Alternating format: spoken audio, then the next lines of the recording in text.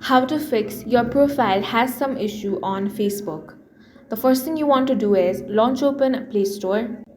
Now you want to search Facebook over here. If you find an update option, tap on that and update the app to the latest version.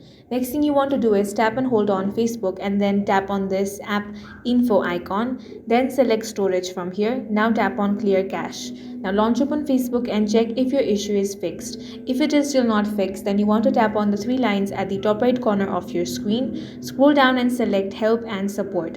Then select report a problem. Now tap on continue to report a problem. Now scroll down and here select profile. Then you simply want to describe the issue. You can also record your screen or upload the screenshot where you're receiving this error.